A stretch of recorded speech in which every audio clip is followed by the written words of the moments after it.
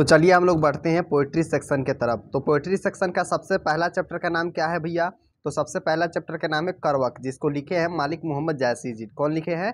मालिक मोहम्मद जायसी जी। इसमें भी जितना भी हम प्रश्न आपको बताएंगे सबके सब वीवीआई प्रश्न रहेगा। तो सबसे पहला प्रश्न हम लोग के है कि जायसी जी की जो है ना, जायसी की दो रचनाएं के नाम लिखिए। तो मालिक मोहम्मद जायसी जी की जो दो रचनाएं जो है ना, इस प्रकार है, पद्मावत और अखरावट। क्या क्या हो जाएंगे? तो पद्मावत हो जाएंगे और दूसरा हो जाएंगे अखरावट। ठीक है, तो आपको इस तरह से लिख देना है। ठीक है, चलिए भैया अगला हम लोग का है कि करवक के कवि की सोच क्या है। करवक के जो कवि है उसका सोच क्या है? तो करवक के कवि मालिक मोहम्मद जायसी जी है। ठीक है, और कवि के अनुसार जो है ना, कविता कवि के व्यक्तित्व के अनुरूप होती है। जायसी के अनुसार कविता को उन्होंने रक्त की जो है ना, रक्त की लेई लगाकर जोड़ा है। इसमें गाढ़ी प्रीति का नयन जल है। ठीक है, जल जो है ना, फूल झरखर नष्ट हो जाता है पर उसकी खुशबू रह जाती है। कवि एक दिन मर जाएगा लेकिन उसकी लिखी हुई कविता अमर रहेगी, और यही कवि जायसी की सोच है। ठीक है, इसका कहने का मतलब यह है कि जिस प्रकार से जो है ना, फूल सूख करके झड़ भी जाता है फिर भी उसका खुशबू रह जाता है ना, उसी प्रकार से जो है ना, जायसी जी मर भी जाएंगे ना, फिर भी उसकी कविता रह जाएगी इस दुनिया में, और वह क्या रहेगी? तो अमर रहेगी। और नेक्स्ट हम लोग का है कि जायसी रचित पर जो है ना, पहले करवक में कलंक कांच और कंचन से क्या तात्पर्य है? तो विधाता ने चंद्रमा के समान कवि को जो है ना, संसार में बनाकर कलंकी कर दिया है, पर जो है ना, वह प्रकाश ही करता है। एक और जहाँ कवि कलंकी है, एक आंख होने के कारण, वह दूसरी ओर जो है ना, चांद अपनी कलिमा के कारण कलंकी है, और दोनों ही प्रकाश करते हैं। कलंक का अर्थ है कलंकित, बिना गलती के आरोप लगाना। ठीक है, देखिए कहते हैं कि जिस प्रकार से जो है ना, चंद्रमा में भी दाग है और फिर भी वह पूरी संसार को क्या करती है? रोशनी करती है। उसी प्रकार से कवि की एक आंख से ही दिखाई देता है, फिर भी वह जो है ना, चंद्रमा के समान प्रकाश कर रहे हैं पूरी दुनिया में। ठीक है, हम लोग का यहाँ से आएंगे सप्रसंग व्याख्या करने की कि धनी जो है ना, धनी सौ पूर्वौ जस कृत जासु फूल मरे पे मरु न बासु। इस पंक्ति का जो है ना, अर्थात यानी कि सब अर्थ लिखिए। तो प्रस्तुत पंक्ति मालिक मोहम्मद जायसी जो है ना, द्वारा लिखित कविता करवक से ली गई है। जायसी कहते हैं कि वह पुरुष धन्य है, श्रेष्ठ है, जिसकी कृति अमर होती है। फूल मर जाता है पर मुरझाकर नष्ट हो जाता है, लेकिन उसकी सुगंध याद रहती है और रही जाती है। ठीक है, अगला हम लोग का है कि एक नैन जस दर्पण तौ ते ही निर्मल भाव।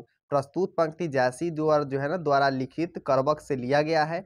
कवि मुहम्मद एक नेत्र वाले होते हुए भी गुण की खान है। उनकी कविता गुण जो है ना, संपन्न हो जाती होते हैं। ठीक है, कवि जायसी की कविता दर्पण के समान स्वच्छ और निर्मल है। जैसे कि मान लीजिए कि आपका घर में दर्पण होता है। दर्पण का मतलब, कहने का मतलब ऐनक। ठीक है, ऐनक के सामने जाते हैं, जैसा आप रहते हैं वैसा ही दिखाई देता है ना। फोटो में भले आप स्नैपचैट लगा करके फिल्टर लगा लेते हैं, लेकिन अगर आप दर्पण के सामने जाइएगा तो आप जैसा रहिएगा वैसा ही आपको दिखाई देगा। ठीक है, उसी प्रकार कहते हैं कि जिस प्रकार से है ना, ऐनक स्वच्छ और जो है ना, स्वच्छ चित्र बनाता है और स्वच्छ रहता है, उसी प्रकार से कवि जायसी का कविता भी दर्पण के समान स्वच्छ है और निर्मल भाव से भरी एवं अलंपित जो है ना है। इन निर्मल भावों के कारण ही बड़े बड़े रूपवान, ठीक है, लोग उनके चरण पकड़कर लालसा के साथ मुंह की ओर ताका करते हैं। जायसी भाषा की मृता का परवर्षी जो है ना, पारदर्शित के कारण अमर है, और कहते हैं कि बस अभी का जो है ना, गुण से नहीं, रूप से नहीं होता, अभी के ज़माना में गुण से होता है।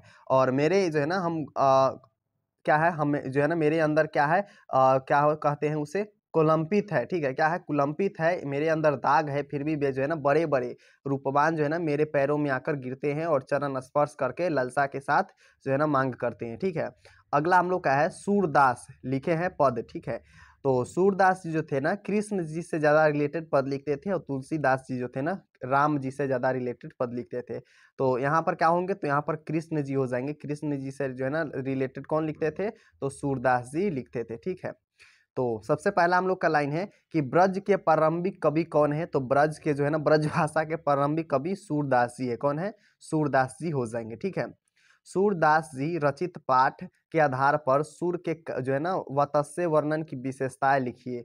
तो वतस्य जो है ना, सूरदास जी का वतस्य वर्णन के अद्वितीय कवि है। इस धरातल पर उसने जो है ना, उनसे तुलना के लिए संसार में कोई छवि जो है ना, कभी नहीं दिखाई पड़ती है। वतस्य भाव के पदों की विशेषता यह है कि पाठक जीवन की नीरस और जटिल समस्याओं को बुलाकर उनमें जो है ना, तन्मय और विभोर हो उठता है। ठीक है, कहते हैं कि कविता के जो है ना दोनों में मतस्य भाव के सुर सागर से संकलित है। इन पदों में विषय वस्तु चयन भाषा शैली संगीत आदि गुणों का प्रकर्ष उत्कर्ष दिखाई पड़ता है। पहले पदों में जो है ना दुलार भरे कोमल मधुर स्वर में सोए हुए बालक को कृष्ण को भोर होने की सूचना देते हुए जगाया जा रहा है और दूसरे पदों में पिता नंद की गोद में बैठाकर बालक कृष्ण को भोजन कराते दिखाया जा रहा है। ठीक है, इस प्रकार से कहते हैं।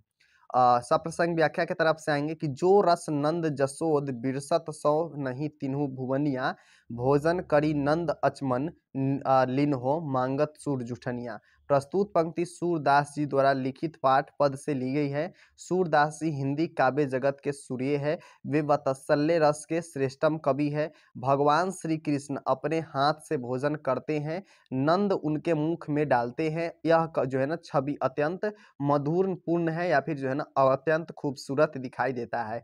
इसका वर्णन जो है ना शब्दों में नहीं किया जा सकता है। जो नंद और यशोदा को भोजन करवाते समय प्राप्त हो रहा है, भोजन के पश्चात मुख में जो है ना मुंह में धोते हैं, कुल्ला करवाते हैं और श्री कृष्ण कुल्ला करते हैं। सूरदास भगवान श्री कृष्ण की जूठन मांग रहे हैं। ठीक है, अगला हम लोग का है पद जिसको लिखे हैं तुलसीदास जी। तो तुलसीदास जी जो है ना सबसे पहला आएंगे कि तुलसीदास जी सीता से कैसी सहायता चाहते हैं। जो तुलसीदास जी जो थे वो सीता से जो है ना आ, कैसी सहायता चाहते हैं। तो इसको लिखेंगे हम लोग कुछ इस प्रकार से कि तुलसीदास जो है ना सीता से कहते हैं कि आप श्री राम को तुलसी के याद जो है ना तुलसी की याद दिलाने की कृपया करें। ठीक है, वे तुलसी के दिनहीन दशा का वर्णन श्री राम से जो है ना कर दे। यदि हो जाए तो तुलसीदास जो है ना तुलसीदास जी की भाव सागर की नया पार लग जाएगी। ठीक है, अगला हम लोग का लाइन है कि हिंदी का श्रेष्ठतम महाकाव्य का जो है ना महाकाव्य कौन सा है। तो हिंदी के श्रेष्ठतम महाकाव्य तुलसीदास जो है ना रचित रामचरितमानस है। क्या है? रामचरितमानस हो जाएंगे। उसके बाद है तुलसी ने अब्बा कहकर किसको संबोधित किया है और क्यों। तो अब्बा संबोधन जो है ना संबोधन तुलसी ने सीता के लिए किया है। तुलसी ने सीता को माँ कहा है। तुलसी की जो है ना श्रद्धा राम के प्रति अत्यंत गहरी है। वे श्री कृष्ण की सेवक जो है वे श्री राम की सेवक बने रहना चाहते हैं। वे श्री राम का हृदय में बसाए रखना चाहते हैं और वे जो है ना माँ अपने बालक की इच्छा पूर्ति करने में मदद करेगी, ऐसा तुलसीदास जी सीता जी से कहते हैं। ठीक है, अगला लाइन हम लोग का है कि तुलसी की भूख किस वस्तु की है। तो तुलसी जो है ना राम की भक्ति के भूखे हैं। तुलसी राम के समक्ष समर्पण करने वाले हैं, वे भक्ति की भीख मांगते हैं। ठीक है, अगला हम लोग का है कि तुलसी अपनी बात सीधे राम से न कहकर सीता को क्यों कहते हैं, जो है ना कहलवाना चाहते हैं, सीता से क्यों कहलवाना चाहते हैं। तो तुलसी संकोची जो है ना संकोची स्वभाव के थे, अतः राम से कहने की उन्हें उतनी हिम्मत नहीं थी जितनी माता सीता से कहने की थी। माताएं तो दयावान होती है, वे उनकी बातों को राम के समक्ष आसानी से प्रस्तुत कर सकेगी। मानस को भी तुलसी ने माँ के समान माना है, इसलिए माँ से तुलसी याचना करते हैं, सीधे राम से नहीं कहते हैं। ठीक है, अगला है सप्रसंग व्याख्या करें। तो सबसे पहला हम लोग का लाइन है कि पठित पाठ के आधार पर तुलसी की भक्ति भावना का परिचय दीजिए। तो प्रस्तुत पदांश में कवि तुलसीदास ने अपनी दीनता तथा दरिद्रता में मुक्ति पाने के लिए माँ सीता के माध्यम से प्रभु का दास श्री राम के चरणों में विनय से युक्ति प्रार्थना प्रस्तुत करते हैं। वे स्वयं को जो है ना प्रभु का दास कहते हैं। राम ले भैरे उदर द्वारा स्पष्ट हो जाता है कि श्री राम के नाम जप भी जो है ना उनके लिए सब कुछ है। और कहते हैं कि नाम जप उनकी जो है ना लौकिक भूख से मिट जाती है और नाम से जो है ना लेने पर उनकी जो है ना भूख भी मिट जाती है। संत तुलसीदास अपने अपने को अनाथ कहते हैं कि मेरी जो है ना व्यथा गरीब को चिंता श्री राम के सिवा दूसरा कौन बुझेगा। श्री राम ही एकमात्र है जो बिगड़ी बात जो है ना बनाएंगे। माँ सीता को तुलसी जी से प्रार्थना करते हैं।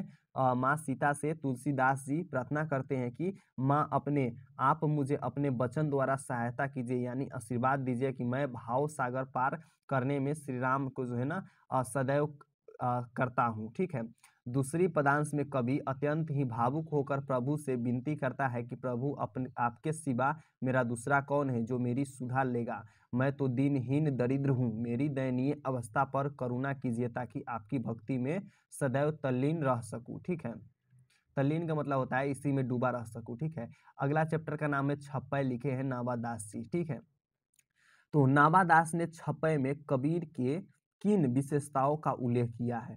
तो नावादास ने अपने छपै में कबीर की प्रशंसा की है।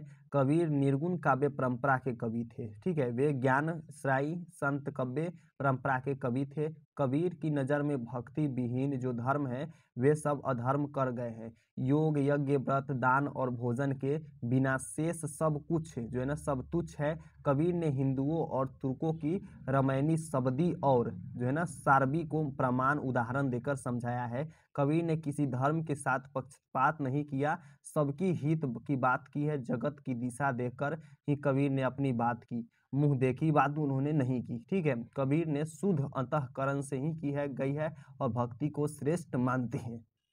चलिए अगला हम लोग का है, अगला है क्या चीज, तो कवित्त लिखे हैं भूषण, ठीक है। तो भूषण की तरफ से सबसे पहला आते हैं कि छत्रसाल की तलवार कैसी थी। वीवीआई प्रश्न है, 20 बार वीवीआई मारिएगा फिर भी कम पड़ जाएगा आपको। कि छत्रसाल की तलवार कैसी थी और वर्णन कीजिए। तो पन्ना के बुंदेल राजा छत्रसाल की तलवार अत्यंत आक्रमण है। कवि भूषण ने बताई है, तलवार प्रलय के सूर्य की तीव्र किरण की तरह प्रतीत होती है जब वह म्यान से निकलती है। तलवार अंधकार को चीरने वाली सूर्य की किरण की तरह है। यह तलवार शत्रुओं के हाथियों को टुकड़े टुकड़े कर देती है। यह तलवार तीव्र गति से चलती है। यह तलवार नागिन की तरह शत्रुओं को गर्दन से लिपट जाती है, ठीक है। और साथ कहते हैं कि दुश्मन की गर्दन को जो है ना क्षण से जो है ना धड़ से अलग कर देती है। यह कार्य ऐसा प्रतीत होता है मानो वह रुद्र शंकर को मुंड की माल अर्पित करके उन्हें प्रसन्न करना चाह रही है। ऐसी तीव्र तीखी आश्रमदाता राजा छत्रसाल की तलवार है, इतनी ज्यादा बलवान है, ठीक है।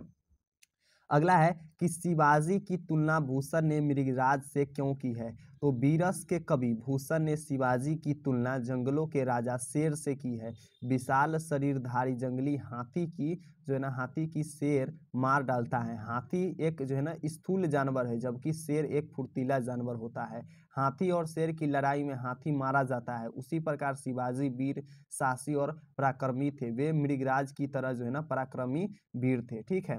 अगला हम लोग आएंगे चैप्टर नंबर 6 की तरफ से। तुमुल कोलाहल कलह में जयशंकर प्रसाद जी लिखे हैं कि हृदय की बात का क्या अर्थ है। तो हृदय की बात है प्रकरण जयशंकर प्रसाद द्वारा रचित कविता तुमुल कोलाहल कलह में है शीर्षक से आया है। यह संसार अत्यंत कोलाहल शोरगुल से भरा हुआ है, यह शांति का अभाव है। श्राद्धा कहती है कि वह जो है ना क्या है, कहती है कि वह मनु के लिए हृदय की बात है। वह प्रेम करुणा शांति सद्भाव का संचार करती है। श्राद्धा मनु की चेतना को सुकून देने वाली हृदय की बात से मनु की शांति मिलती है। मनु कोलाहल का दर्द भूल सा जाता है, ठीक है।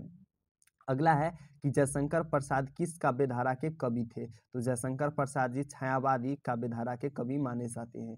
नेक्स्ट प्रश्न हम लोग का है कि तुमुल कोलाहल कलह में शीर्षक कविता में विषाद व्यथा का उल्लेख जो है ना यह किस कारण से है। तो तुमुल कोलाहल कलह में शीर्षक कविता में जयशंकर प्रसाद ने मनुष्य जीवन में क्या करते हैं, व्यर्थ विषाद अवसाद और व्यथा दर्द की अभिव्यक्ति की है। आज की दुनिया कोलाहल से भरी हुई है। स्त्री ही पुरुष के जीवन में प्रवेश कर उसे शांति चैन साफल्य और सुकून प्रदान करती है, ठीक है। और नायिका श्रद्धा नायक भनु को सुकून देती है, ठीक है। इस प्रकार से लिखना है।